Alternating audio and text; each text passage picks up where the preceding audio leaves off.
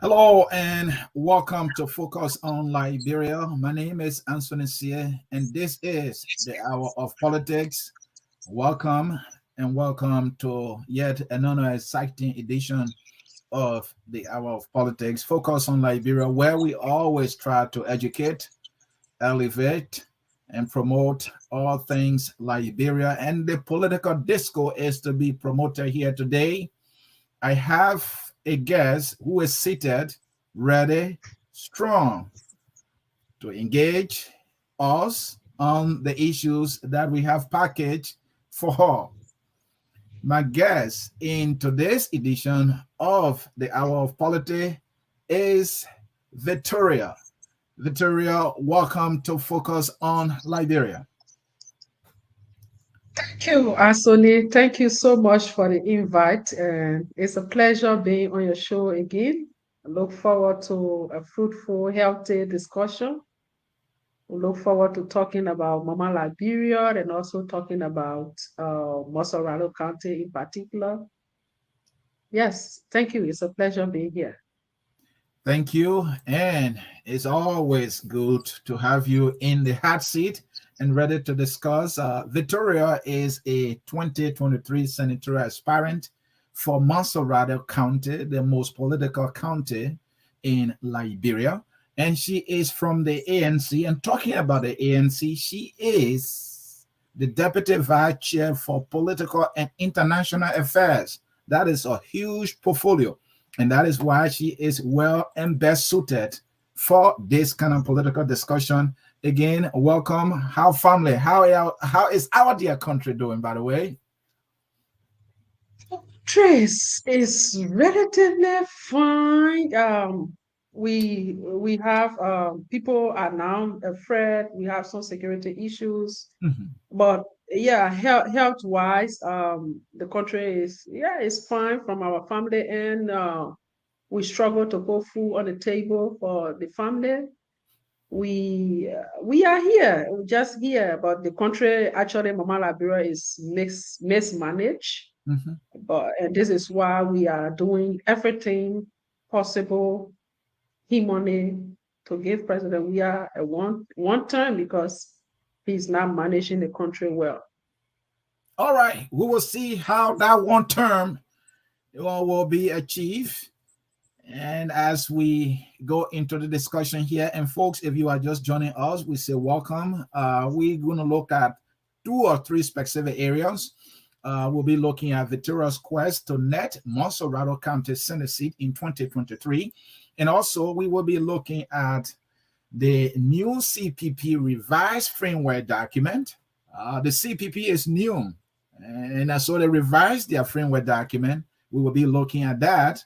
And Victoria is running, right? So we will also be talking some politics. And she is from the ANC, so I have some tough questions for her as well. And, permit me to state this, she's a tough girl, so she's prepared for the tough questions. So let's get started, Victoria, and I would like for us to start with the CPP, especially focusing on the framework document, the revised and new one.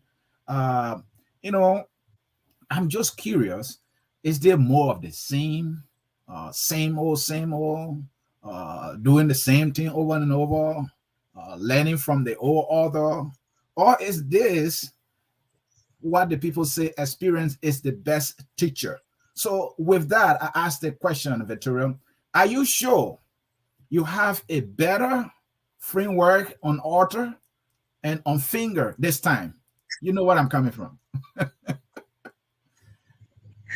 So Thank you, Asani, for the question. Very, very nice question. I like the question, and I will begin by answering this question like this. Mhm, During the signing of the CPP framework document, the amended framework document, I think your team was represented there, and they went live. They saw what happened.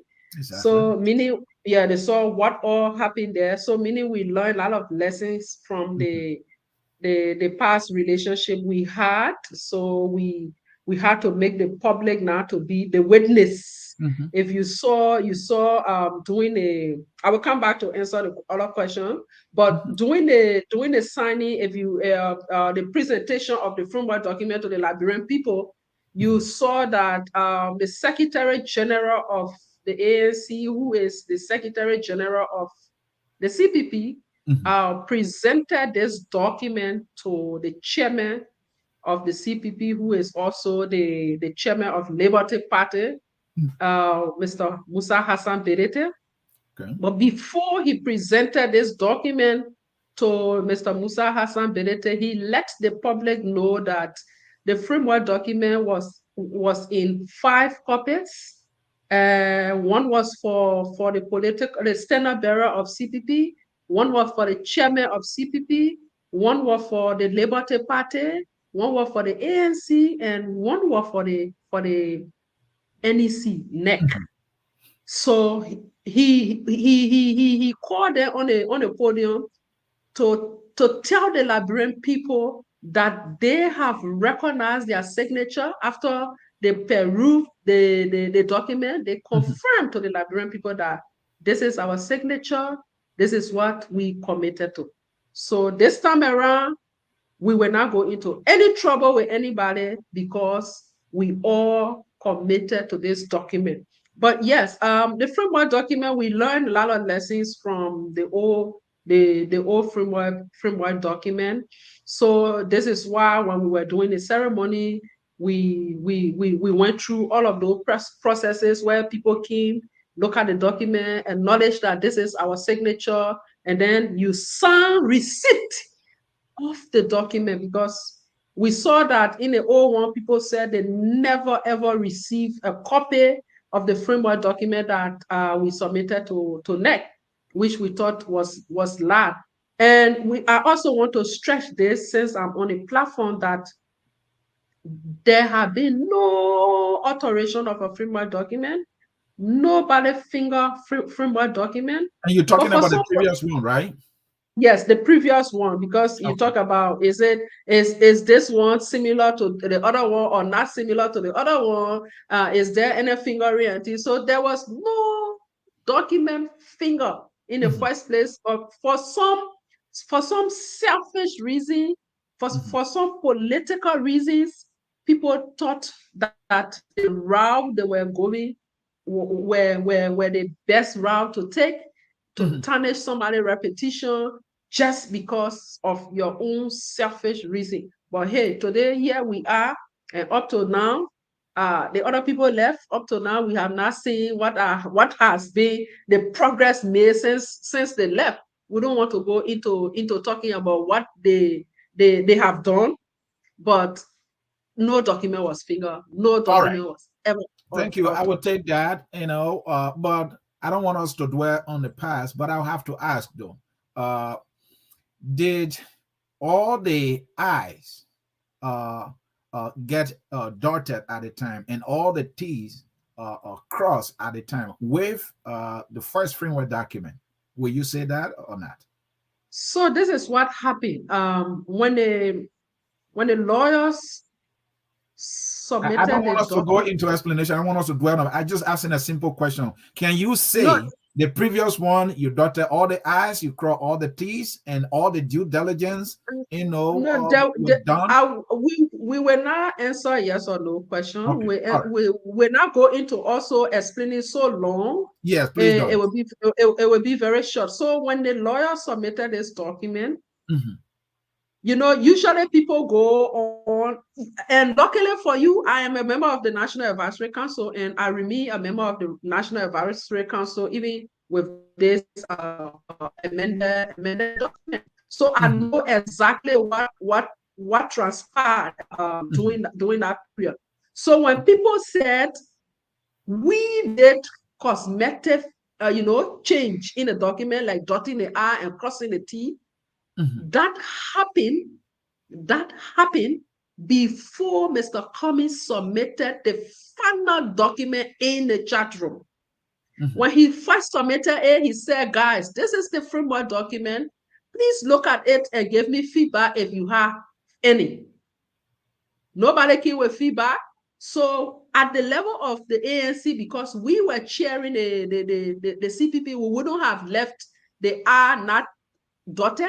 We wouldn't have left the T's not crossed. So we did all and resubmitted it in that chat room when Mr. Cummings submitted and said, this is the final framework document.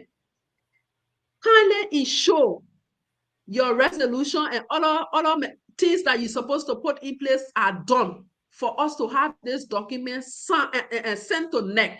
If not, we will not be feeding candidates as CPP in the 2020 elections. Thank you. So yes. Go ahead and your thought, please. Yes, so I just want to make this clear that whenever you heard about dotting R, crossing T, that was done before Mr. Cummings submitted the final document in the chat room that I am in, that all of the political leaders were, all of the chairpersons were, all of the legislative caucus chair were, and the fourth person, which I represent the ANC as fourth person on our body. We were all in our chat room, Mr. Cummings submitted. All right, thank you. A lot of progress. So have you learned your lesson, given that things got political and uglier, that you were trying to allude to, that you did everything you needed to do. People were trying to be political, and you just to summarize what you just said, because that is what exactly you tried to say. And now, I'm saying, did you learn enough, and are you going to be guided by the lesson learned from that experience? Well, we have already started, and like I was saying, you saw it during the ceremony. What we did, so nobody will go and lie, say this is not my signature. Nobody will go and lie, say I didn't receive a copy of the framework document. So it is clear. We learned lesson and we are applying the lesson. And what we learned from the beginning, this time around, you will see that in the framework document, we are clear. Clear as in clear, and let's get up to that. And so my first question now, moving forward, Victoria, is, will you say this particular one, this new revised CPP document, will you say that it is better in terms of participatory democratic process compared to the previous one? No, the question is, this is a very interesting question.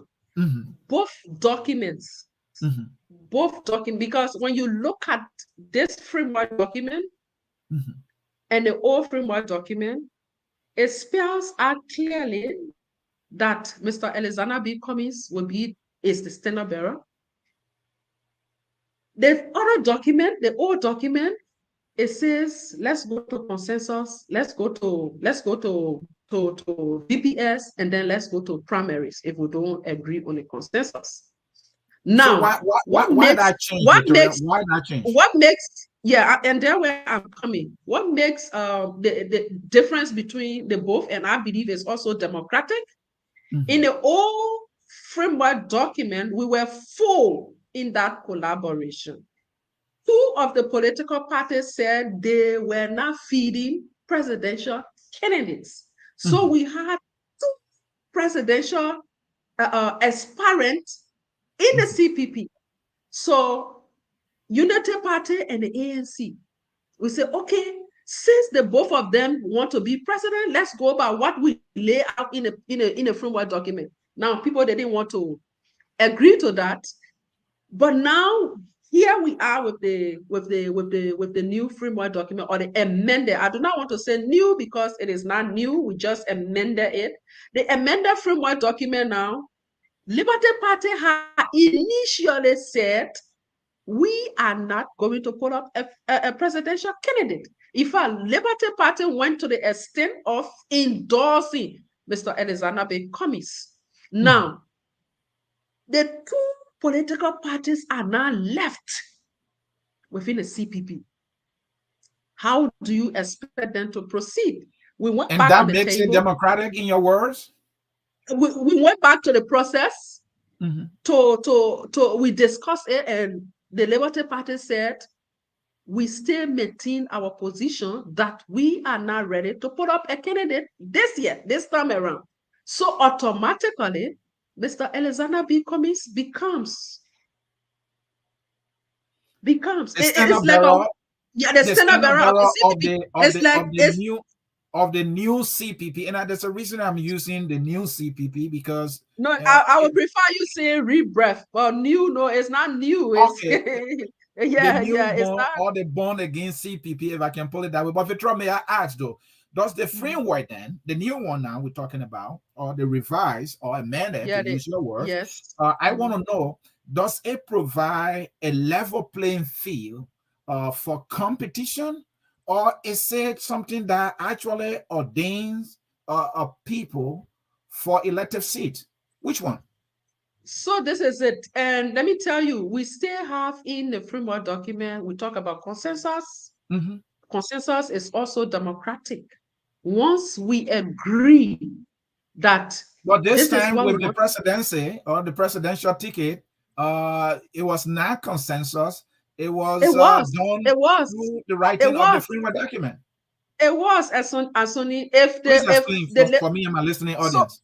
yeah, so if the Liberty Party initially said we are not ready to put up a presidential candidate and Mm-hmm. went to the extent of endorsing Mr. Alexander B. Cummings, Mm-hmm. we came back with the amended document, we came back on the table, we all Mm-hmm. discussed, and we agreed.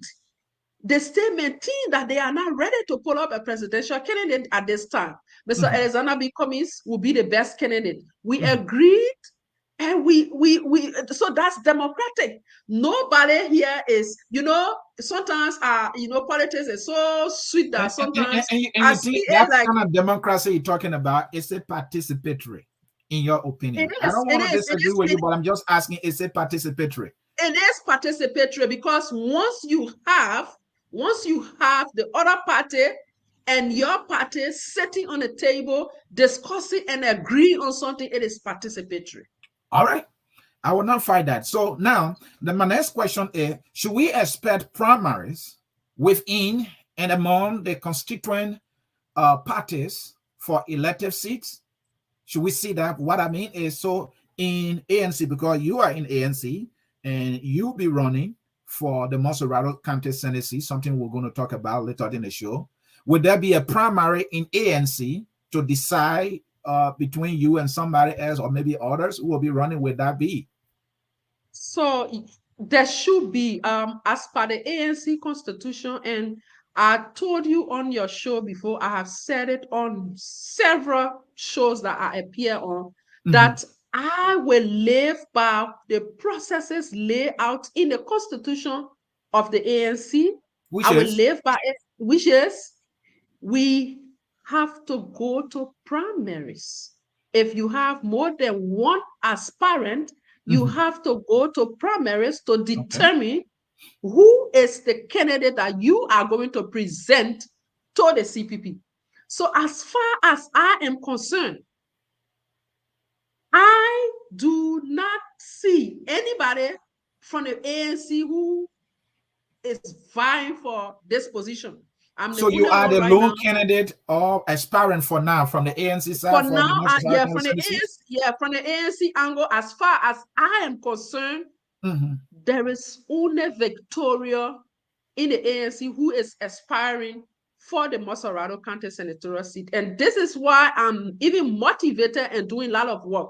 But however, Mm-hmm. if during the period of Mm-hmm. selecting a candidate for ANC, if Mm-hmm. someone comes up Right. and then all of the processes that are laid out in the constitution are followed, I'm going to go to primaries with anybody, and I believe I will come up with flying colors because I know the kind of work I'm doing. I know that my relationship with all of the county coordinators, the county leadership, I know the kind of work I'm doing. And yeah, I know, and people if I should not say it, people see the kind of work I'm doing, not only working in the communities but also for the party and everywhere. So I believe I will be the candidate coming from the ANC angle. All right. So yeah, there's the thing, you know. Let me make this clear. If Please do. anybody coming, if anybody coming and wants to run, go for the primaries, we will go for the primary. I also want to let the public know that if I am defeated in that primaries, I'm going to support that person, and I expect same from that person. But so far so good, and so we shouldn't waste on it. Nobody coming, man. All right, nobody, Nobody, but we still have 14 months, so somebody or maybe coming. So we hope to see that. But may I ask though, does the ANC as a political institution have any history and culture in terms of primary? yes, we have had primaries in a sense.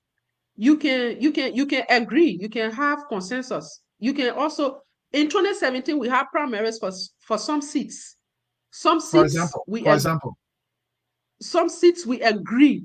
I may not have all of here, but we have primaries and some people lost. They supported other people and we came out with consensus and other people say yes. When we did a voter perception in your district, and we saw that yeah, you were the best person, even though unfortunately we didn't win any seat.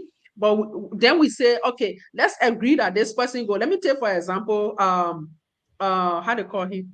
So let me give you a sample here, Victoria.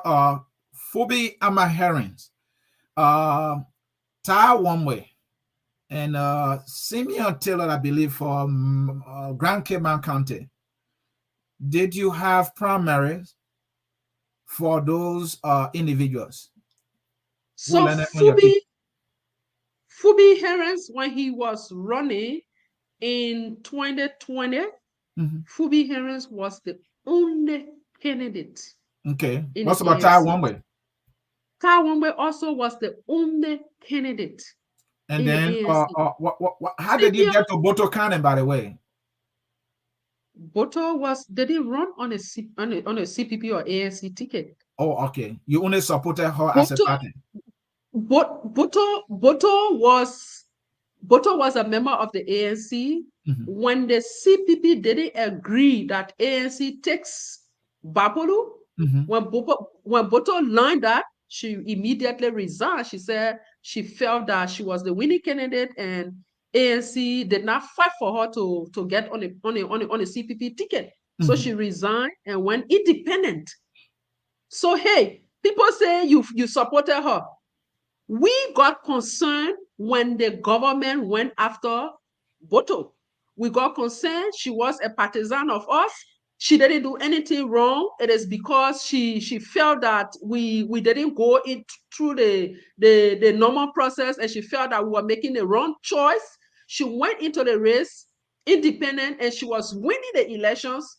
The government wanted to steal this election. That's how ANC had to dispatch. So the bad practice, if I may here, Victoria, the bad practice is even within the ANC that claims to be the alternative here, because what I'm saying here is when the decision was made for ANC to field candidate in Montserrado, in Grand Cayman County, right? And correct me on the history here. I think Unity Party said no. That is our area. We are strong there. We'll put candidate, and that brought confusion. And that contributed to the CPP now winning there at the time. And so it looks to me it's the similar thing now that went on with Boto Cannon. You could not stop Boto Cannon to say, hey, please, once the decision is not in your favor, stay back. She decided to go independent, and you supported that. So sometimes you guys on the media, you can flaunt things like we are the Constitution. And you are here to clarify that, so please provide that clarification. Political parties are not the Constitution of the Republic of Liberia. Okay. We cannot go after somebody who says, I do not want to be with you because you don't prefer me. I'm going to run independent. So let's go to Simeon Taylor issue. Simeon Taylor issue, at this time around in doing the CPP birth, this was the time that ANC was supposed to feed a candidate. And then Unity Party said, no, the seat that is vacant is for us because it was our partisan who died. Right. Yeah, right? But then once once the seat is vacant, it's no longer for that party. If it was for that party, they would just ask you to send somebody to replace the person. So while we were going through the vetting process of all of the candidates within the CPP, but don't you think they had an argument because that term for that particular lawmaker was not expired? It was not. No, Anthony. I'm saying the Constitution is clear. If it was not expired, then the legislature or the Senate should just write Unity Party and say, your senator has passed, you need to replace them. They will have done so, but instead, they wrote the National Election Commission to notify the National Election Commission that there is vacancy at the Senate. And the National Election Commission declared for a seat that Unity Party was occupying. Is that correct? No, their communication was not that. We are not denying that. Okay. This was not a Unity Party seat. Okay. But once that seat is vacant, it is no longer for the person. All right. That's what we are saying. All right, I'll take that, Victoria. Hey, folks, if you are just joining us, this is Focus on Liberia. I'm Anthony here hosting. Of course, this is the Hour of Politics. I have with me here the Deputy Vice Chair for Political and International Affairs of the Alternative National Congress, that is the ANC. Victoria is here taking some questions from me. Please share the show if you are just joining us. Victoria, the decision for Mr. Cummings to be the standing bearer of the CPP, has been made. God forbid. For the CPP has been made. You put it in writing. You say you learn from, you learn lesson from what happened in the past. Fine. So what it means is you are not doing that which you were against in the CPP. Waka wanted to be ordained, and you said no, we have to go to primary, and you didn't like that idea. You became this primary giant from Zion, and now you have the opportunity to really practice what you preach at the time to go into a primary. You said no, we'll do it like Waka wanted. How are you different? Is it not the same thing you're doing? Objection. And Sony wants to entrap the witness. So this is it. And Sony, I have. Are you a lawyer? I have it's over and over. Okay. We are two remaining. And Sony, we got a bowl of rice in front of us. Okay. We are 4 persons, and all of us, we are entitled to this bowl of rice. Okay. 2 persons said we do want to eat. You can eat. The 2 of us were fighting over the bowl of rice. At one point, one person said, if I want a food again, if I'm going, I live in your group. Another man said, I'm firing the man, we're going. Then the other man that stay, the other man who said he won't eat, he stay there or he's sitting down. The man who says he wants to eat, he there. Y'all left the bowl of rice there. Then the 2 people say, okay, they bowl of rice here. Let's take it with face it. They rest too plenty. Let's take it with face it farm. Your face it. The other man say, I stay, won't eat. You hungry, you won't eat. You will not eat the food. You will eat the food. That is exactly what happened. Mr. Cummings have always said, let's go to the competition. If we had gone to primaries with Ambassador Boakai and he won the elections or the primaries, we would have supported him 100%. And I agree with that. we Cummings has repeatedly said that. yeah, Cummings has repeatedly we said that. expected same from him. But this Mhm. time around, it is not like we ran away from competition. One thing I want the people to understand, one thing I want the public to understand is that you need to understand that Mr. Cummings comes from the business world. In the business world, it is competition. Every day you develop ideas on how to And make more. please add, Victoria, not only competition, negotiation, deals making. And so, Yes. talking about deals making, Victoria, so this idea that, well, the Liberty Party does not have interest or a person to put forth is true. That is the fact, right? But there is a trade-off here. The Liberty Party is saying, hey, we can only allow you to be. In fact, the endorsement was for something that it wanted in return. According to your new framework document, it is Liberty Party that will put forth somebody for the speaker position and the pro tem position. That is the trader business, right? This is consensus. We have agreed. Mm-hmm. This is by consensus. We have, Okay. but Anthony, Yes, we first need to go to election and win the elections, right? I agree. When we are there now, yeah, we first need to go to election and we win elections. So when we win the elections, but who told you Mm-hmm. that I may not go forward for the protein? Let's let's watch and see. So then you If will I be win the election, violating Victoria, you'll be violating the framework document if you do but that if we can come because back you are to, from we the can come back to ANC. negotiate.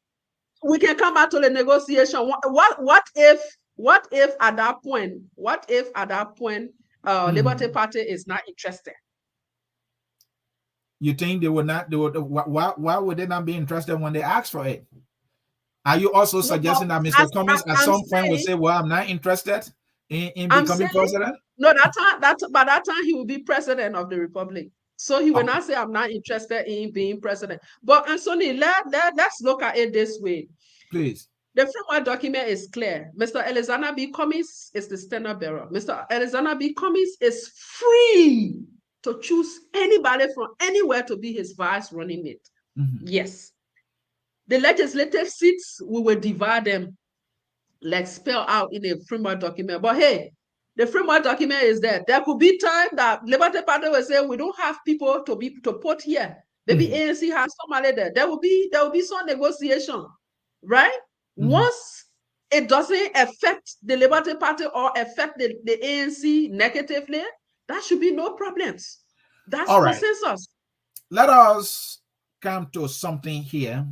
This is within your office, to be specific. You are for political and international affairs.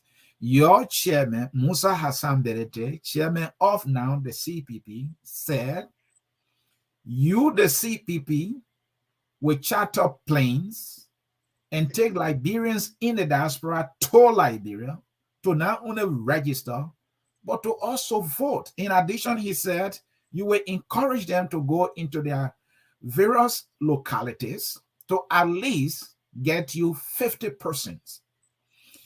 You've been accused all along, the ANC and Mr. Cummings in particular, has been desperate.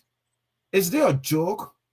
Why wouldn't anybody think this is the desperation they've been talking about? Talk to me about that, Victoria. This is very simple, my dear. Okay. Anthony, you are in America. You I are a do. Liberian. You are a Mhm. Liberian. You are entitled to every protection in Liberia. I see you sometimes on your show. You sometimes get angry the way the country is being run. Oh, Sometimes yeah. you're discussing, yeah. So meaning you are concerned about Liberia, your country. So what if you have to come down Mhm. to Liberia, run Mhm. campaign Mhm. against this in-depth government? Mhm. Will you not do it? You will do it. And if we have people who want to come, we will facilitate the process. Once we are able, we will facilitate the process. They will come down here. They will recruit people to the CPP. They will Mhm. campaign. They will vote for the CPP. So that's just what Mr. Musa Hassan Benete meant. So it means nothing. People You were being yourself, accused. Anthony, just that you are a journalist, you are a talk show host. So I don't want to say I'm looking forward to your support, because you have to be you. I know every human being No, it's got your their right own. to ask for my support, and it's my right to say no. I'm a media person, so I'm in No, the no. middle. If I ask you for my support, you will say yes. Yeah. So you have the right to come to Liberia. So that's not desperation. You Okay. know, President Weah has already made the job easy for us. He's every day he's making the job easy for us. Every day you will hear one of his government officials will come on the air and say things like what happened yesterday or day before yesterday, where Jefferson Kochi is coming to to think that he's intimidating the American people, talking about we are not intimidated by their sanction and blah blah blah. People come out and make reckless statements. You see a lawmaker who should be there representing his constituents is asking the president to make him police director for 6 months or 1 year so that he can get rid of the opposition. You listen to the kind of thing. You hear the president is in do community clarity and telling the people, say, hey, you think you banana more than you. When here who in a place here again, I will put you outside. When you rule, you must carry your rudeness on outside. That is the president who is speaking to the people who voted for him. And you see a country running like this. This is a country where sometimes you gather, you just see fire on somebody's house. Nobody knows who put the fire there. These things are happening. This is a country where President Weah, all of the time he spent, he was not able to build his own house. Only when he took over, he turned the place to mansion. This is a place where you saw Nathaniel Mage Levy renting a place. As soon as he took over, he has a mansion that costs more than 500,000. Where is he taking no money from? So now you need to understand these things. So you yourself in the diaspora there, you get fed up with this thing and say, hey, we are going down there to help the people. We're going to help the CPP to ensure that President Weah gets a 110. Victoria, now that the CPP document, amended document, has selected Mr. Cummings automatically, you said it's a decision based on experience. Consensus. Based on consensus and not based on experience, because Liberty Party will have said we wanted to. So if Liberty Party has said we wanted, we will have gone to primaries. So my question now is, and maybe this question is for Mr. Cummings. This is why maybe I have to reach out to him to come and have a dialogue here with me. Do you know whether he has a short list now of individuals to pick from? Do you know? Mr. Cummings has his right. He has the authority to pick his running mate. As far as I'm concerned, there is none, except where you want to recommend me for my need to appear on our list for consideration. I'm not qualified to recommend you. Why are you not qualified? All right, I'll take that. That question is qualified. So he has all that rights. Yeah, no, nothing about it. All right, I am a big fan of protests, peaceful protests to be exact.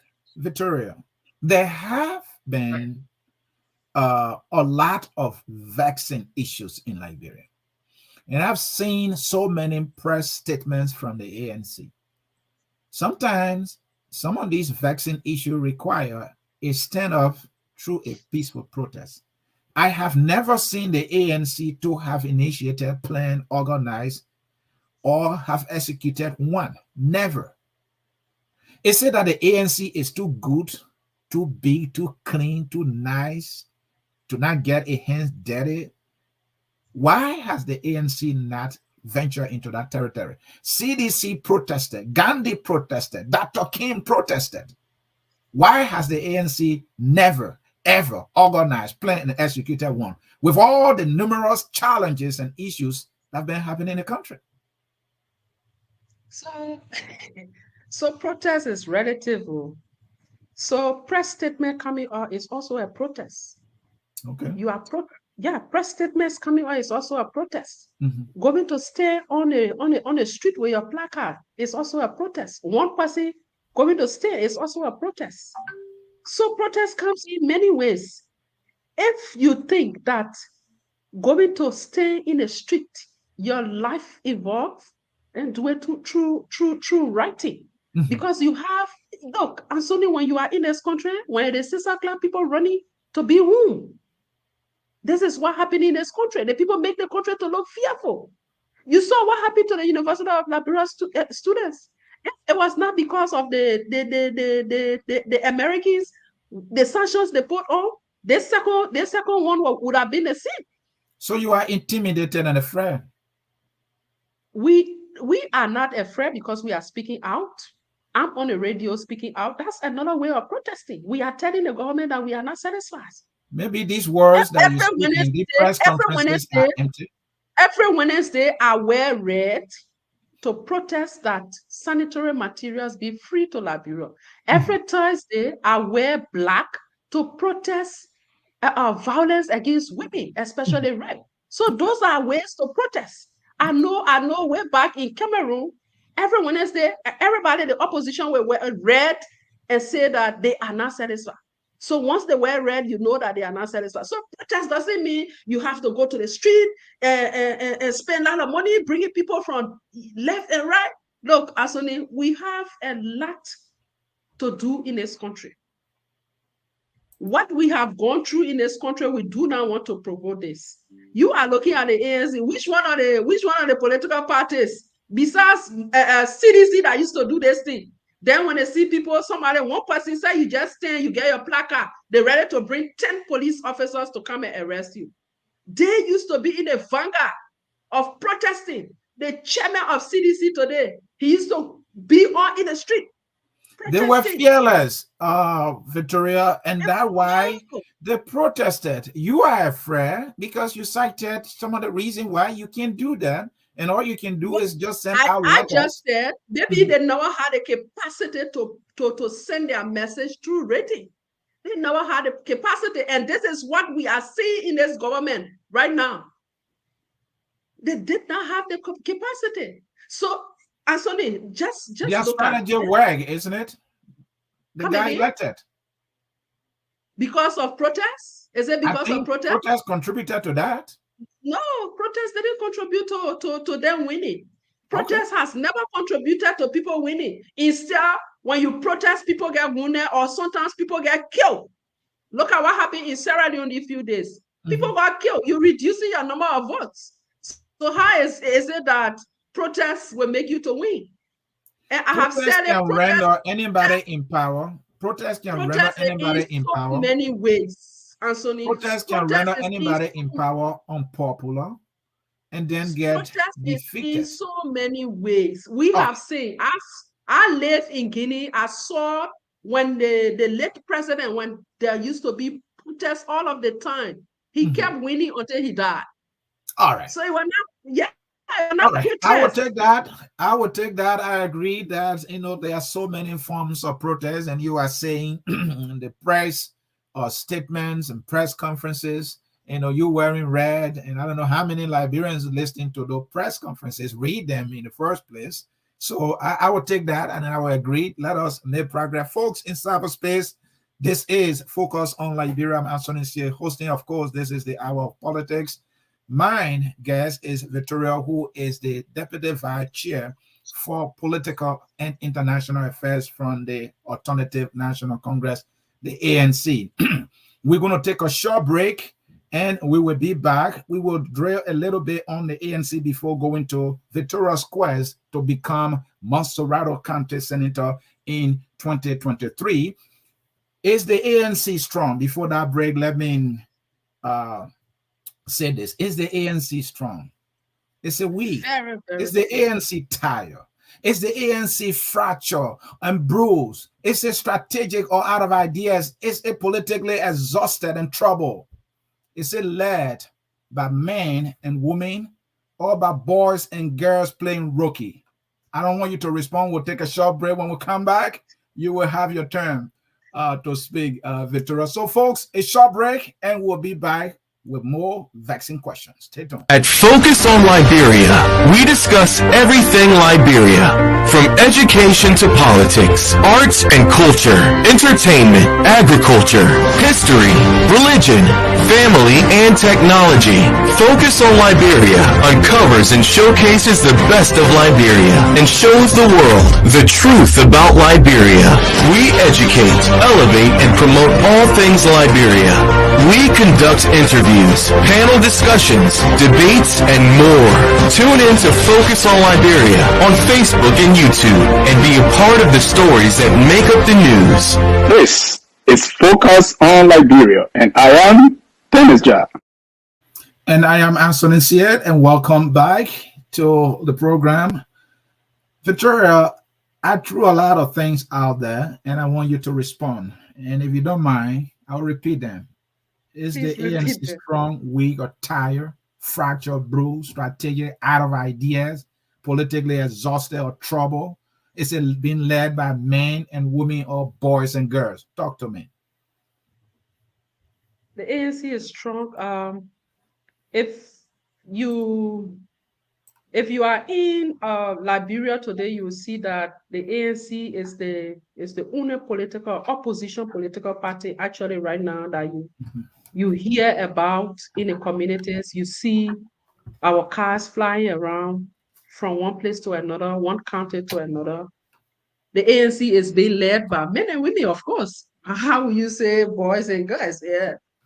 Boys and girls, I don't know in what sense you want to say boys or girls, I don't know, but you have young people in the party who are mature enough, they are mature, they are carrying on the work they're supposed to carry on. You listen to them, they go to debates, they debate the issue, they talk about why the ANC and Mr. Alexander be coming. So we have leaders in the ANC. I don't want to say boys and girls, men and women, but we have leaders in the ANC.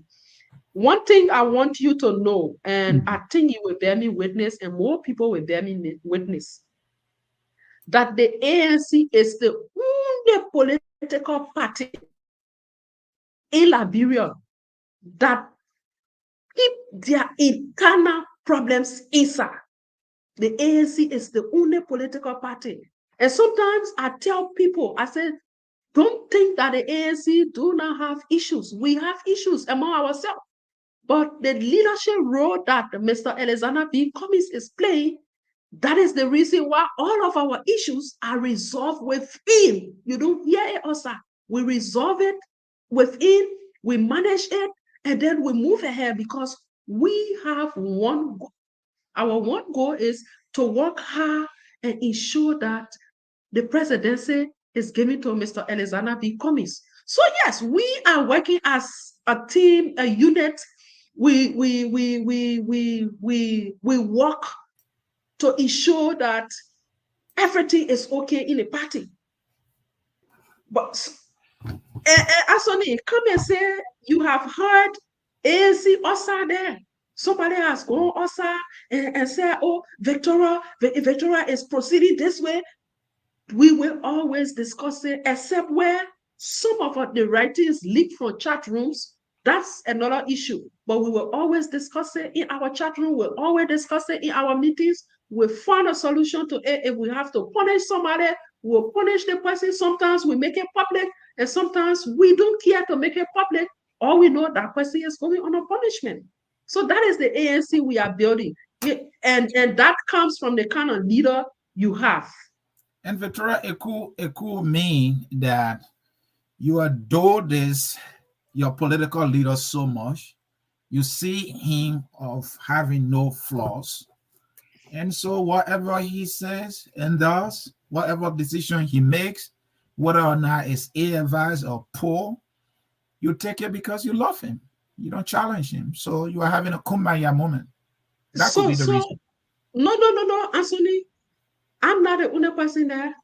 And I want to tell you that I am one of those who looks in Mr. Cummings' face and tell him what I want to say. I am one of those. All right. And I should tell you this, that I was the one who stood on the table and told Mr. Cummings that the decision you made in the 4 political parties, political leaders meeting, you were not supposed to make that decision. You were supposed to come back to the National Executive Committee of the ANC. We should tell you, say, go and make this decision. So the decision you made, please go and undo it. I was one of those who said it. And I told him that besides the ANC, the framework document of the CPP says clearly there is no position of the 4 political leaders sitting to make decision on behalf of CPP. So you should not be making decision on behalf of CPP. Instead, we should use you as a messenger. You should take instruction for us to carry. I was the one who brought it on the floor, and it worked. So I just trying to tell you that, and Mr. Cummings is somebody who listens to people, and he listens to everybody, and the final decision will come. But we participate in making a decision. Thank you.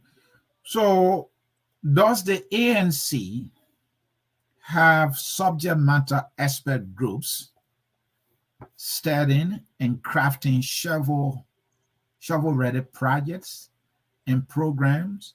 I asked the question the other time, I think that was when we have Mr. Passaway, who is one of your leaders. And I was shocked when he said to me, no, we don't have groups. Like, for example, the group is studying the economy. They are putting some things together. This group is looking at agriculture. We have these experts in the area of agriculture that are together, meeting regularly, studying the agricultural sector and trying to come up with plans and ideas. He said to me, you didn't have, any sub groups at the time. So I asked the same question because you are for international and political affairs. Do you have any groups in your ranks and file dedicated to the sectors in Liberia, coming up with plans and projects that will be shovel ready on day one? So you see, every time we have interviews, we learn from the interviews, from the questions you ask. It helps us also. And this is why I always say to people when I come on the show, we are the best. Yeah, when I come on the show, I'm not expecting soft questions. I'm expecting tough questions because we need to learn from it and go and improve. I come from the private sector anyway, so you take feedback, you go and learn. So yes, when Mr. Passaway was on the show, whatever he said, that was true, but it is not happening now like before. So from your question you asked, gave us an idea to put in place some mechanism. So you have right now you have different people working in different sector. You have people on the health sector because that is one of the key areas that the CPP government is going to look at. You have people working in the agricultural sector. That is something that we're going to look at. You got people looking at the educational sector, but most especially, you got people looking at the young women and young people empowerment issues. So we got experts working on those things. So at the time, Mr. Passaway was saying it, I don't know exactly when was that. Perhaps we never had it. But now, as I speak, you got people working on every little aspect of this to be able to move the country forward when we win. So, Asoni, this is just clear. We cannot come to the Liberian people asking them to trust us, and we don't have any roadmap on how we're going to govern the country. And that was what was lacking in the CDC. They were only focused on winning. They were not focused. They were not also looking at how they will govern the country. So we are looking at both. We are looking at winning the elections, but we are also looking at when we win the elections, how we're going to govern the country. So based on that, we have the different sectors that are being worked on. What is the ANC winning message? And is any such message relatable? Is it resonating? Is it a winnable message? And I will add another question there. What plans does the ANC have that are bold and realistic enough to solve like our nation's woes? The first thing we need to look at in our country is that we first of all need to look at working on the hearts and minds of our people. Liberia, we can make our own money here. We can grow our own food here. We can expand the economy. We can Okay. open jobs for people. But how do you do this? The first step to that is working on the minds and hearts of the people, changing the attitude, How you not do that? looking at how do we do that? We're going to create job through the private sector, because Mhm. everybody should not depend on just government job. People should be in a private sector. So we're going to look at security in this country, because once you have a good security in this country, you have more investors coming in the country to invest. So you're going to look at how you mitigate some of these things that are happening in the country, these scary information that are going out, that are stopping people from coming. You need to work on that. And once you Petra, do that, I'm going to allow you to continue. Are you saying that the way you change people's mind and attitude is by providing the services that are needed, and that is how you change their mind? Is that what I'm hearing from you? how do you change the minds and hearts of the people? The first thing is you need to inform the people that we cannot be a donor-driven country. We are Okay. not saying that we cannot have donors coming in, but you Mhm. cannot continue to be just a donor-driven. Okay. And when I say this, I say it with facts, or we say it with facts. Are you an Look example at of that? Yes, and this is where I'm coming. Look Mhm. at our national budget today. We have over 700, a little bit over 700 million in our national budget today. Look at the Ministry of Health budget line. Look at the Ministry of Education budget line. Those budget lines are strictly honor grants. Strictly honor grants. So meaning if our donor partner do not give us the money when that proposal is not approved, it Mhm. means that you go to hospitals, you will not have paracetamol. And this is what happening in our country. So our budget should be directed in a way that we will be able to sustain our hospitals. For example, you cannot have a hospital honor grant. The Telewayan Hospital, you say maybe the UN will be bringing some money. The UNFPA will be bringing some money in the area of reproductive health, because that's their area. Then you say the UN Women will come, they will sponsor the Ministry of Gender, because that's their area. You say the UNDP will look at the legislature, because that's their area. No, you don't do that. You tailor your budget accordingly. Let's look at the agriculture sector. We can grow our own food in this country. But if the agriculture sector needs like 10 million and you are giving them 500,000, it makes no sense. It All makes right. no sense. So we need to work on that. And once we work on some of these things, our Mhm. country will grow from one level to another. All right. Thank you, folks. You heard it right there. To change the minds of the people, once you provide the basic social services, once they have the opportunity for employment and access to good schools, hospitals that are there for them and not like death traps for them, their thinking will change. And that is more like an economic argument she's making. That's the way to do it. Victoria, come to your quest to be senator for Montserrado County.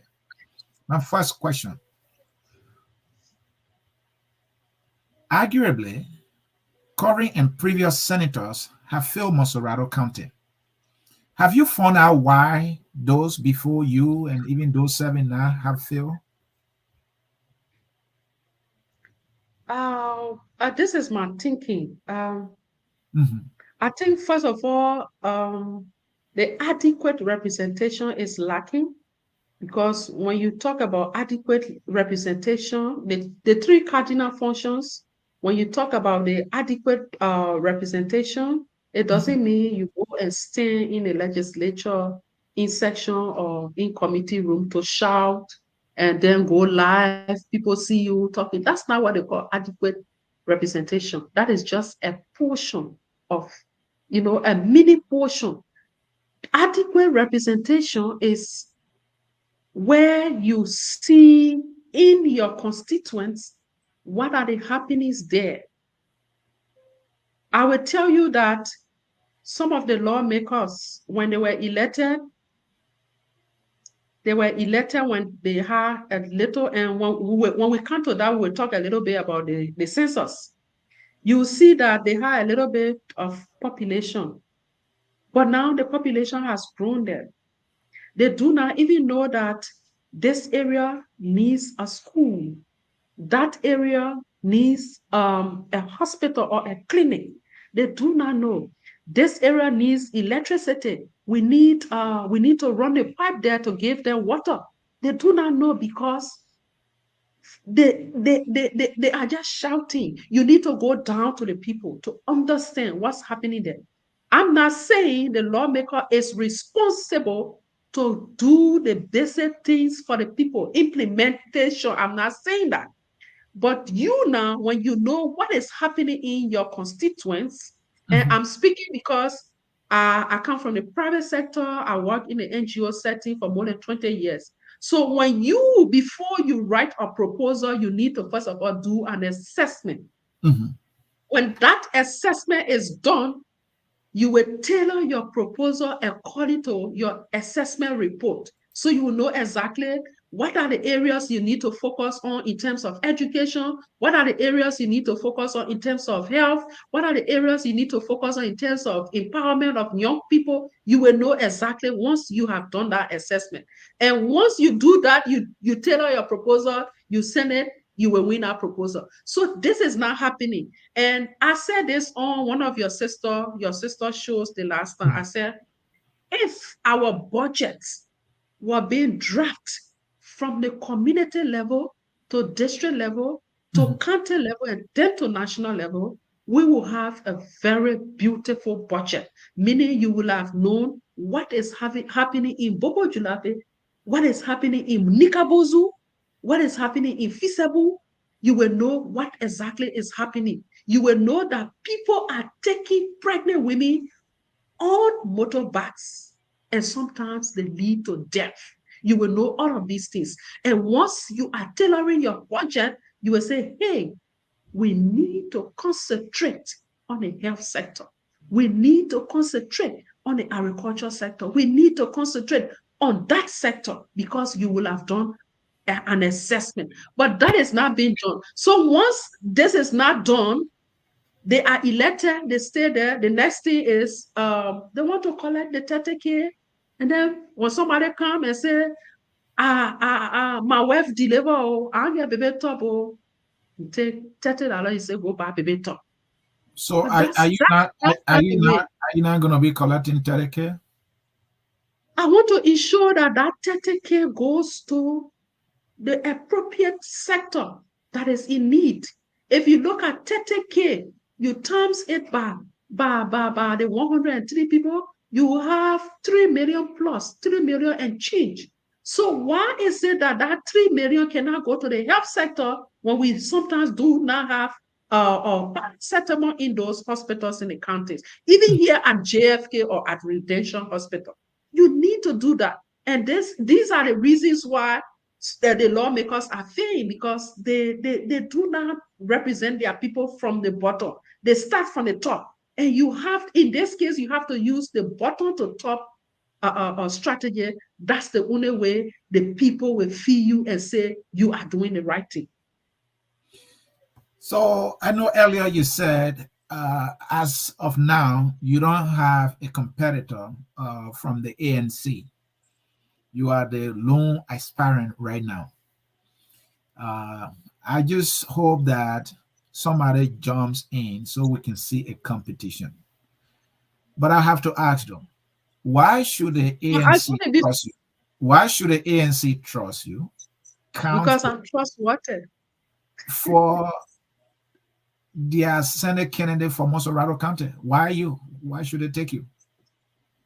Because I'm trustworthy. Look, I have a Are you very good. suggesting that all the rest people voted for they were never trustworthy? You the only trustworthy person? No, you are asking why the ANC should trust you. You are not asking me why the others should not be trusted. I'm talking about me. I have a I'm very just good saying the record. ANC trusted nearly everybody is supported. I'm sure they trusted Boto Kane. I'm sure they trusted Bob Charles, Sebe and Simeon Taylor. I'm sure they trusted them. Even that very Simeon Taylor that you trusted has not gone to the CDC. So they're trusting, yeah. I can't be the only thing I rely on. Give me something, Victoria. Yeah, so with these examples you have given, Mhm. Anthony, Yes. I'm committed and loyal to my party, the Mhm. ANC, and Mhm. by extension, I'm committed and loyal to the CPP. Okay. You have been seeing me even during the court trial. Mhm. Every day you saw me there.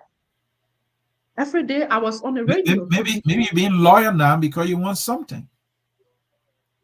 No, not because of that. Anthony, let me say this for the public to hear it. Please do. Let me say this for the public to hear it. The Okay. presidency is very important for me. And the reason I say the presidency is very important for me Mhm. is because when I win the elections or when we win the elections, we are sure of winning the elections because Okay.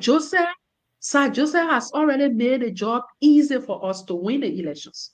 But we do not want to sit where a president will continue the kind of mamaya that is going on, the kind of play that is going on. Then the effectiveness of us, our What capacity, is Mama? our mamaya, meaning dancing, the kind of dancing that is going on. What The language is booga. that? Okay, let me use the booga. Let me use the booga. So, No, I like the see, Mama Yawo. I like it. Just tell me what language is that? mamaya, it means the play, everywhere, Play, play. play, mamaya. Yeah, Okay, yeah. please continue. Yeah, so I the presidency is very important to me because it will make my job easier.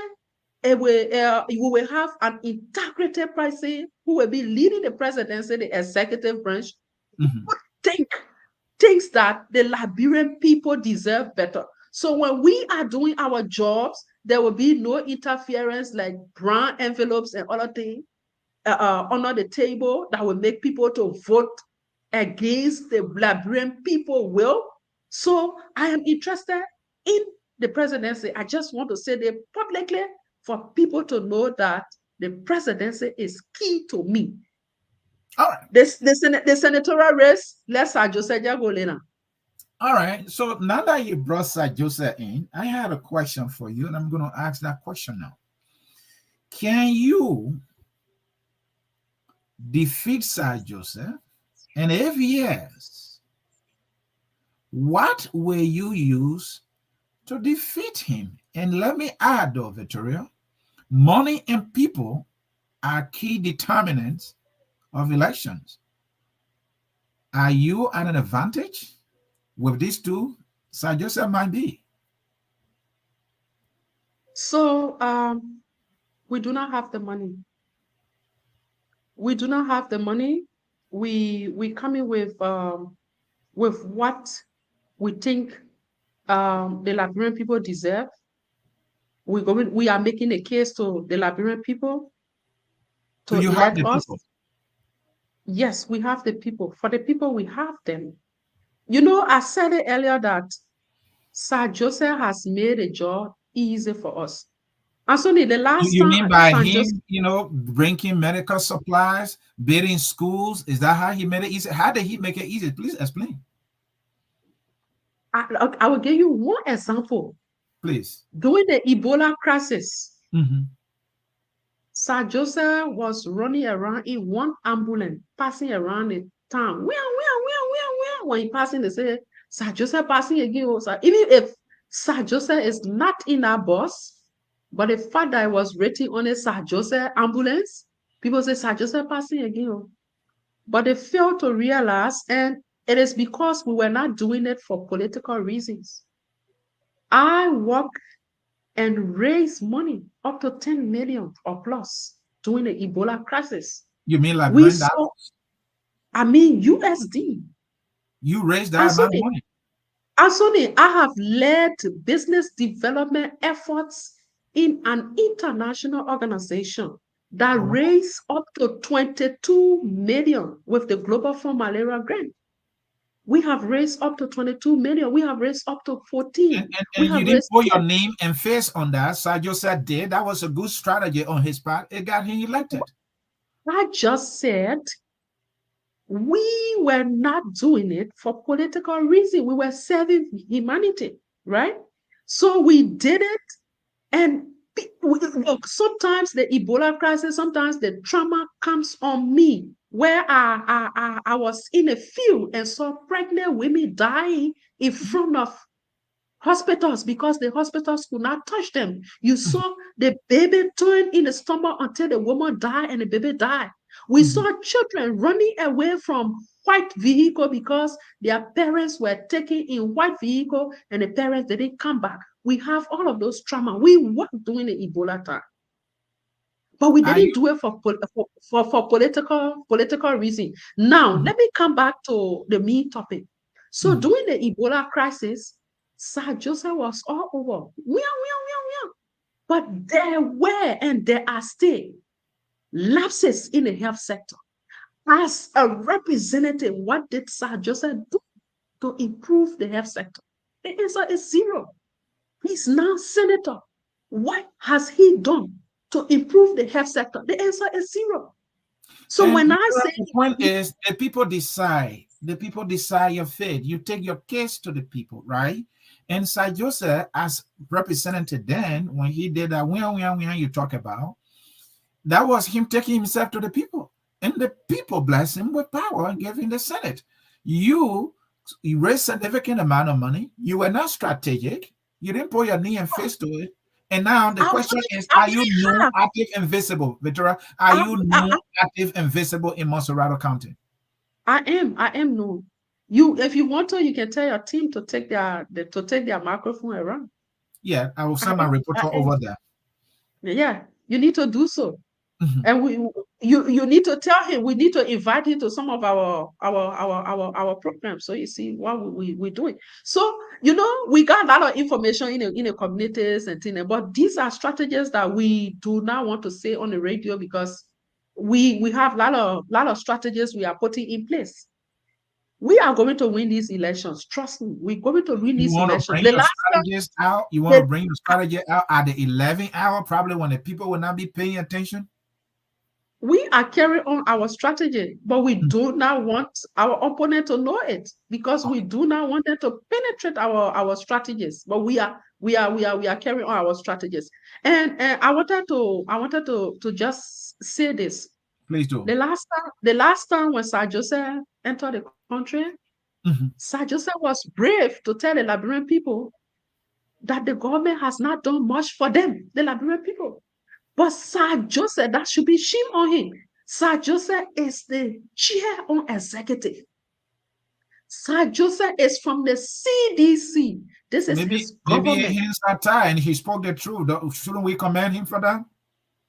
Let me say it. If he spoke the truth by the day he was coming because re-election is coming, why can you speak the truth? If you wanted to speak the truth, Sir Joseph signed a national budget. Sir Joseph signed our budget. The 30K was inside, he signed it. But besides the 30K, he saw the budget line for the Ministry of Health. Why didn't he digest it? It is because the capacity is not there, Anthony. So sometimes you don't blame them. The last time during the COVID, I saw Sir Joseph posting on social media that he thought the stimulus package they were talking about was free to Liberia. He didn't know that it was a loan to Liberia. He thought it was a grant, even though he didn't use the word grant. So these are the things that show that people are there and they do not know their role to play. So what is his role in terms of lawmaking? Because in terms of lawmaking, you need to ensure that the Liberian people are seen in the national budget. But once the Liberian people are not seen in the national budget, You have failed the Liberian people. So sometimes the blame is put on the executive, but I feel the legislature is responsible because the legislature can call on the Minister of Health to say, we put this money on this land. Why has this not been done and the money is not there? You have that power. Her name is Victoria from the ANC, 2023 Senatorial Aspirant for Montserrado County. She is also Deputy Vice Chair for Political and International Affairs from the Alternative National Congress, the ANC. And she is here in an exclusive with me here at the Hour of Politics, focus on Liberia. Victoria, my final question. What is your message to the people of Montserrado County, and what are the plans you have for Montserrado County for which they can see you as the right person for the job? We are asking the support of the people of Montserrado County. Mm-hmm. We want to adequately represent them, and we want to represent them through our bottom to top strategy or approach. Mm-hmm. We want to make good laws for them. We want to keep the government's feet at fire to ensure that the lives of the Liberian people, and especially the people of Montserrado, are improved through the national budget. We will also going to ensure we're not just going to remain within government. We're also going to ensure that even in the private sector, bad labor practices are stopped. We want to ensure that gender equality is mainstream in government. So Mr. Cummings has me to contend with, because we have to ensure that, and I am happy that he says this all of the time, that we have qualified women across Liberia. We just need to find them. They are around. So we're going to ensure that gender is mainstream in all of our in the executive or even the private sector. We want to encourage. And once we have policies on this issue, when private sectors are here, they will look for the best women to ensure that gender is mainstream in their organization. So we want to ask the people of Montserrado to support us. And you are not just supporting us because we are a woman. You have a qualified woman, you have a competent woman, you have a trustworthy woman that you can trust, and she will ensure that your lives are improved. Thank you. Final question, even though I said final, but one just came to mind. 30% has been set aside for women legislative posts in the new CPP, or may I use your word, the amended framework document. Victoria, you were in the room when this thing was being decided. 30% is what you, representing the women of Liberia, you are advocate for women issues, and you sat in that room, Victoria, and the best you could come up with was 30% for the block that you come from. Victoria, did you let me down and women down here? Why you couldn't get 50? We are equal partners. So why it couldn't be equal? And in your framework document, you're the alternative now. And this is all you came up with, 30%. Talk to me. Objection. Anthony is entrapping the witness. So, the witness so this is it. So Anthony, this is it. The election law, the former election law that is being revised and being debated right now. I learned that the Senate and the lower house and the upper house have passed it. Before then, we had every political party will endeavor to ensure that not less than 30% gender and not more than 70% gender. So in the new one, we are advocating for us to have every political party shall, instead of endeavor to ensure, shall ensure not less than 30% gender and not more than 30% gender. This is sometimes it sounds So why you came up with it's not even better from what I'm hearing from you, Victoria. I'm coming. So you see, and there where I was just coming and you just confirming the theory I'm coming with. So the document is telling you that 30% gender, not less than 30% gender and not more than 70% gender. The document didn't tell you, say, not less than 30% women or not more than 70% men. It says gender. We need to understand that gender is different from a woman or a man. They both of them are referred to as gender. So today in Liberia, we are struggling because we don't have more females in a legislature or in public offices. So we are advocating for that. So right now we say, when we say 30% gender, people refer it to the women. Yes, because we are less. So once we start to get there, they say not less. It doesn't mean that you should stop at 30%. So we going to go out there and look for competent women who will come and compete with the men. And let me tell you, and not just set aside for you to just take I have to push back on the witness. You say I'm trying to stop the witness. Let me push back on the witness, please. Let me complete this. Let me complete this, Anthony. Let me just complete it. Okay. When you look at a country like Senegal, Senegal is a traditional Islamic or Muslim country where but you have more than 40% women in the legislature.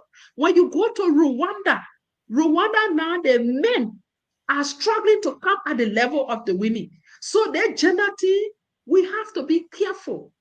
The way it is stated, tomorrow, as we are fighting today, you could see that 4-5 years from now, the men will be saying they too, they want it if the women are more in the legislature, that clause now, the 30% now will be talking about the men.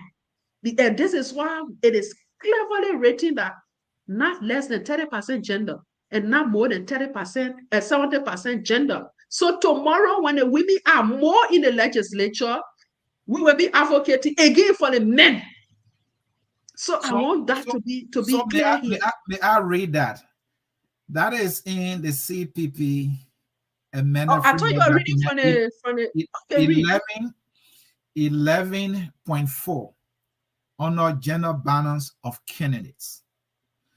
The CPP shall uphold a minimum 30% quota for female participation in legislative candidate selection. So you are saying a minimum, not maximum. So you are saying at the bare minimum, you will do 30. And you do not even tell how far you can reach. So maybe 40 could be your maximum. It's not even defined. You are just saying a minimum of 30% of female participation. So basically, we are talking about female participation, Victoria. And the point you just brought in, so let me draw my question on that. The female participation you're talking about in Rwanda and in Senegal. The Rwanda situation, the women are competing. And that is why the idea of women participation in Rwanda has increased. I don't think it was because of a law passed guaranteeing a certain percentage for them.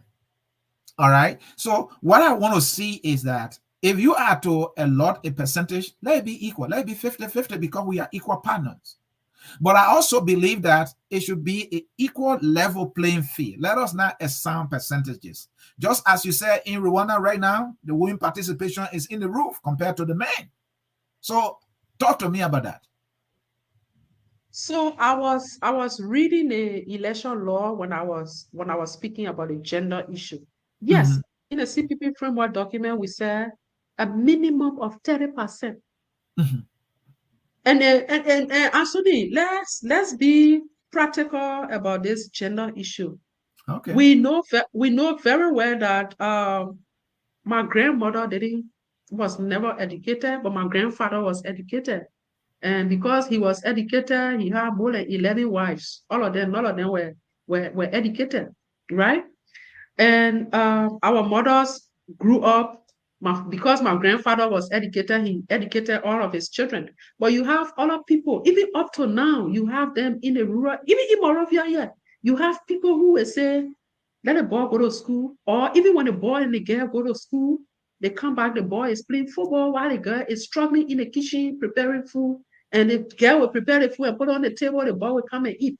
But in the worst case scenario, when there is poverty in a home and they cannot afford to pay school fees, they will prefer the boy going to school than the girl. They'll keep the girl home.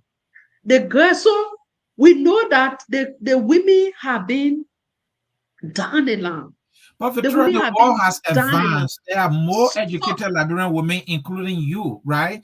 So are you suggesting with the minimum 30% that, hey, is it highly unlikely to get at least 50% of women participation at legislative level? That's why you have to make it a minimum 30? We can get it. You know, our objective, the CPP objective is not to just put women there and we will not win, right?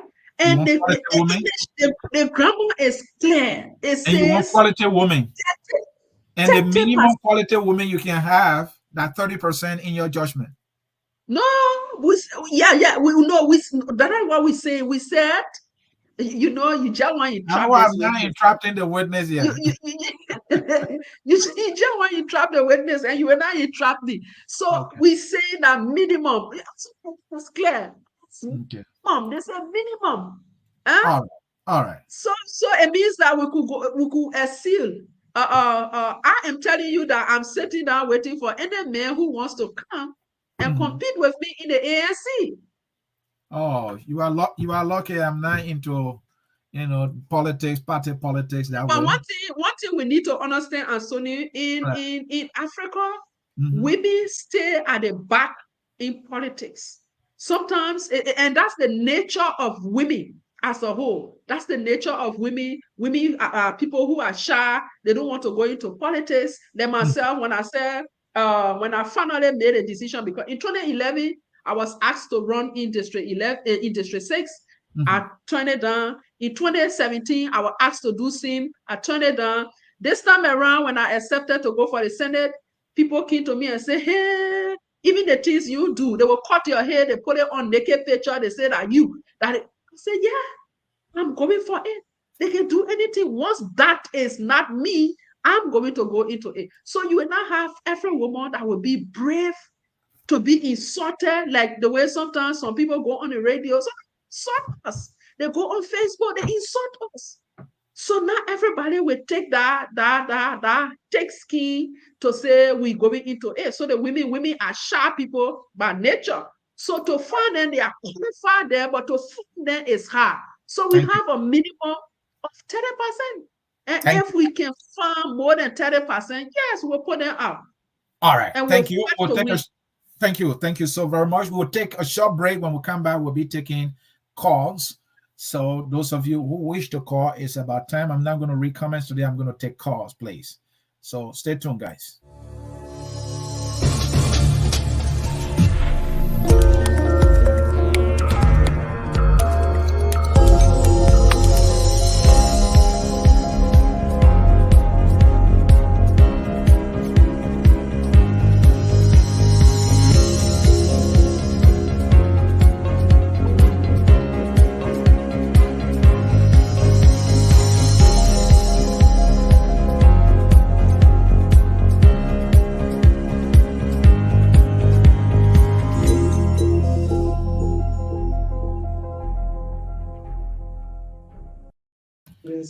We have a caller on the line. We will take that caller. That is Harrison. Harrison, welcome to Focus on Liberia. Let us hear from you. Comment or question, please.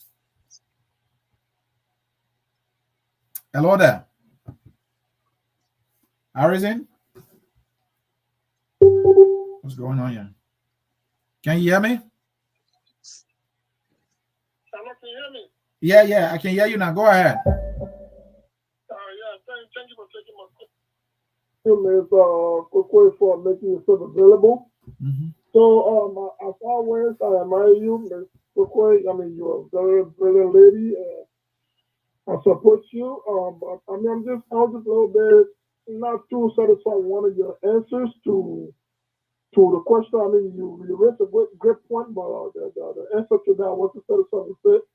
When you talk about reaching the hearts and minds of Liberians, I thought it was gonna be more like a conversation surrounding patriotism, nationalism, because we Liberians we are accused of not loving Liberia enough. You can tell from the government. We got foreigners running our country right now, while Liberians are on the sideline. So I think that has to do with patriotism and nationalism.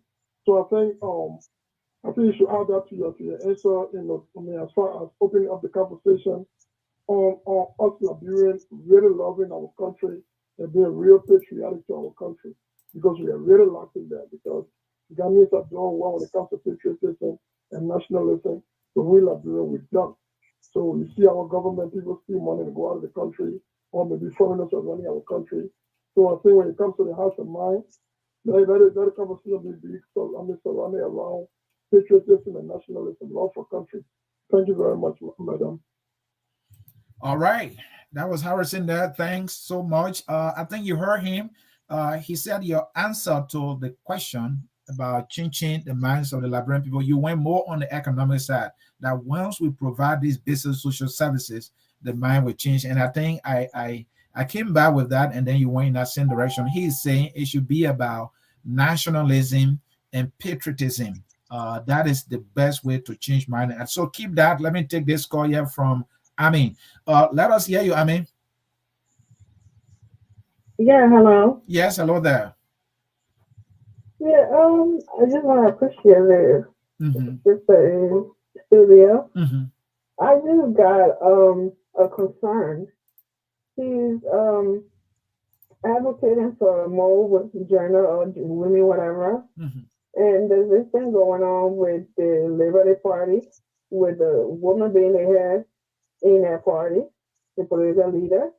And Mr. Comey, she's saying that he's saying, oh, there's more quality for a woman, we have to find it. And him, with his experience from the corporate world in the Western world with women being the gender thing being an issue, I didn't respect that it's not, it's a problem.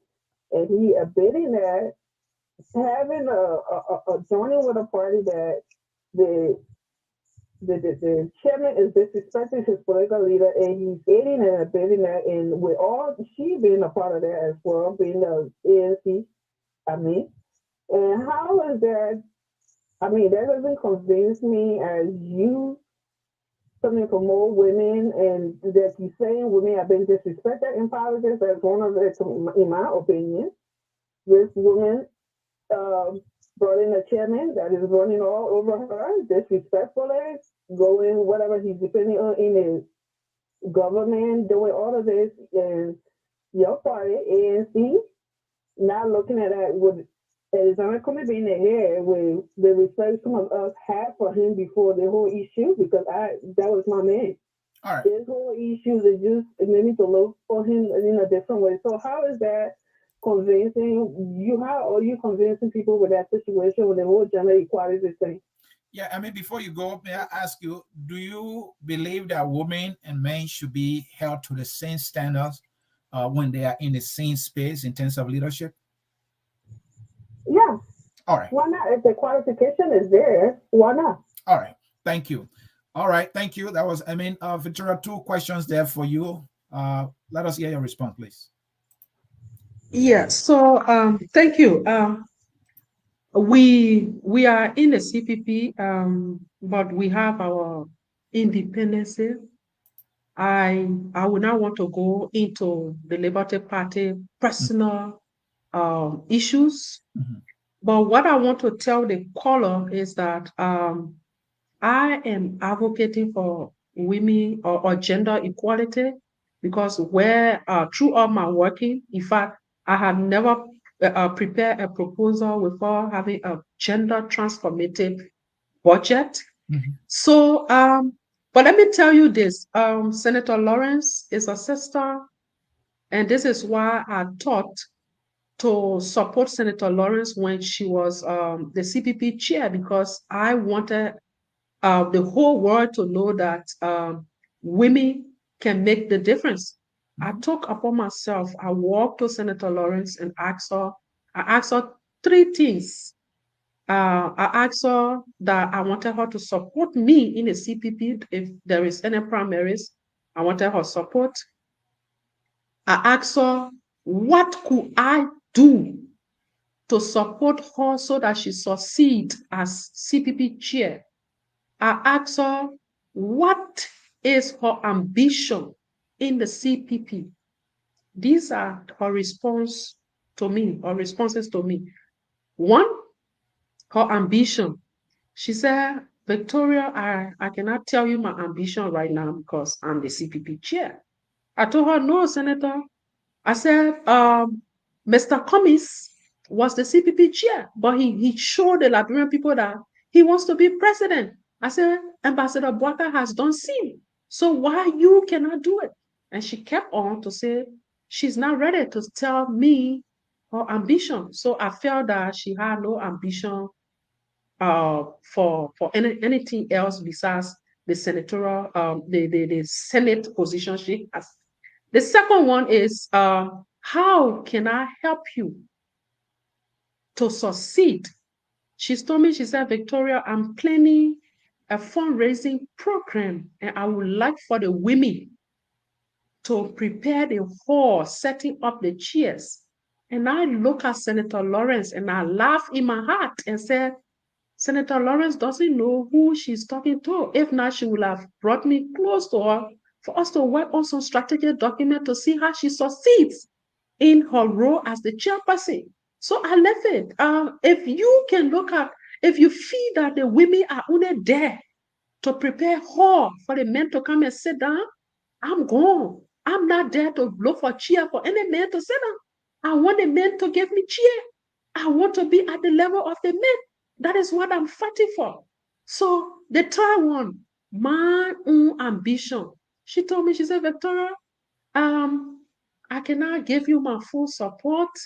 At least you the first person who came and told me, but I don't know who all will come to tell me, so I cannot give you my support.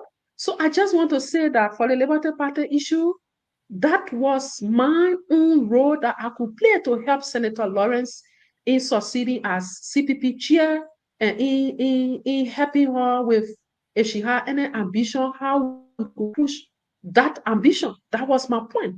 Now, the next question is this one is coming from Harris. Harris talked about in fact Harrison was contributing to what I said about working on the minds and hearts of the Liberian people. Yes, I agree. People will have to be patriots. People will have to be committed to their country. People will have to, if you go out there, you learn things, you come back to country. Let me tell you, I'm working with some group of young people who are doing some excellent job for me in the communities.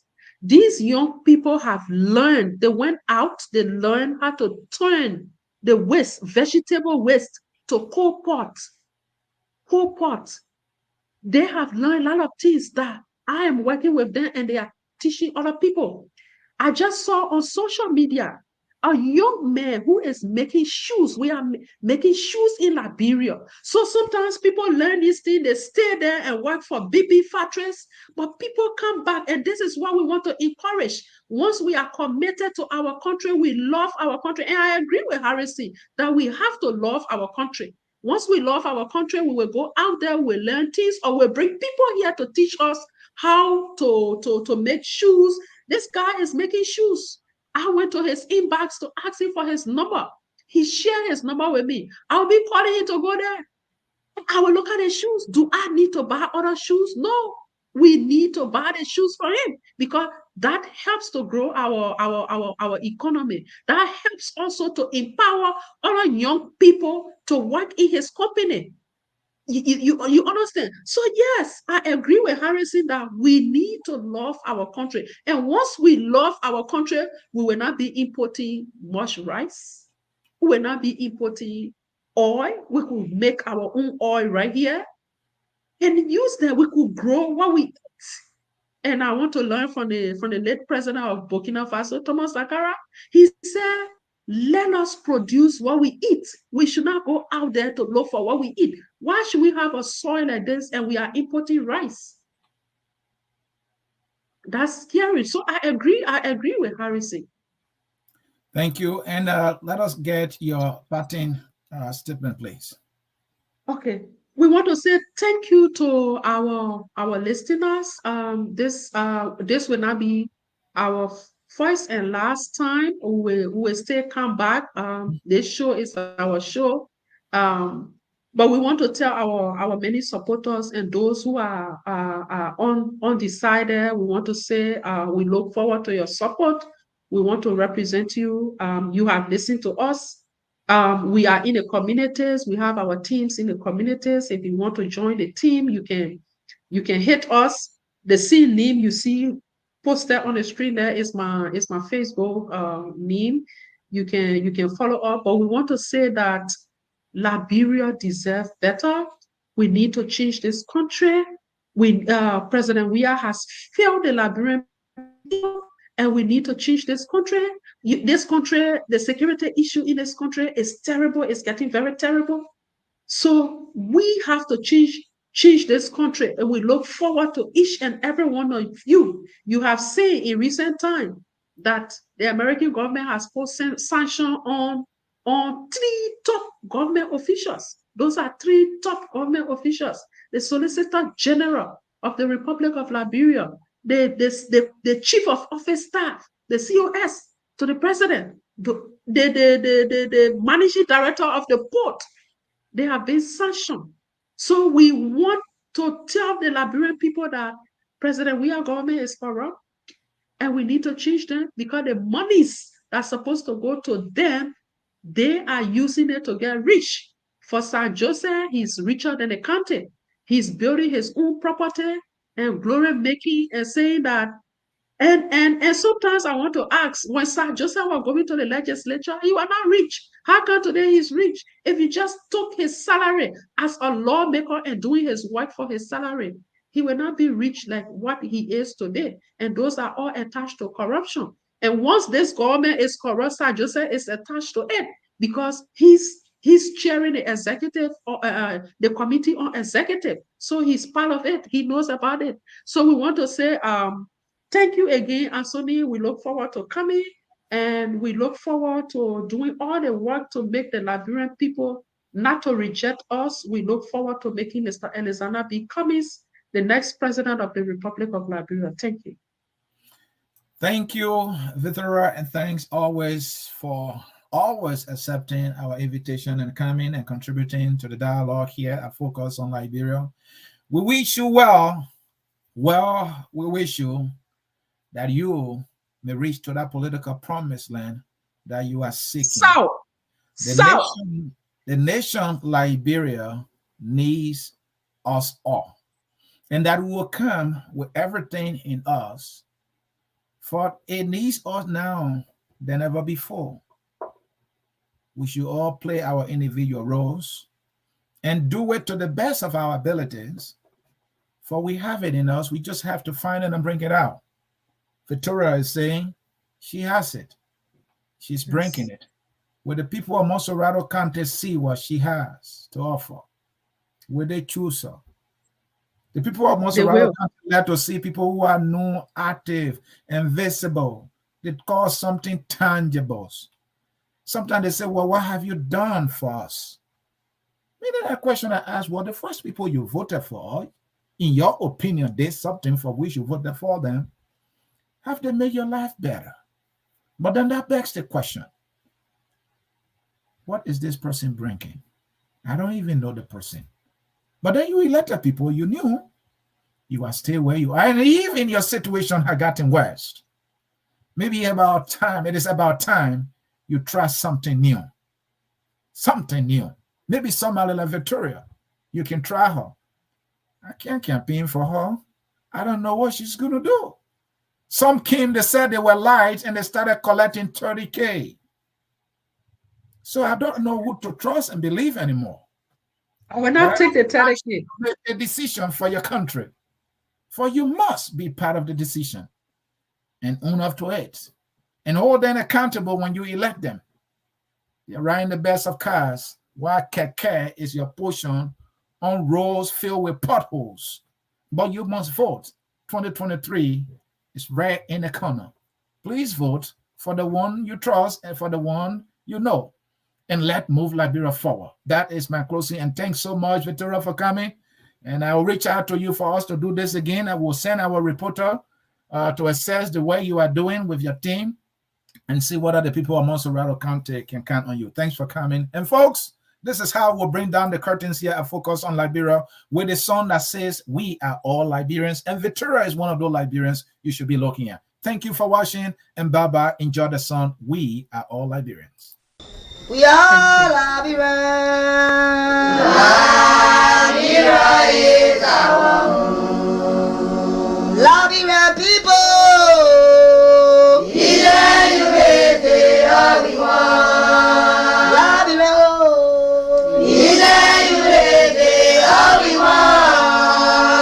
Liberia, Liberia.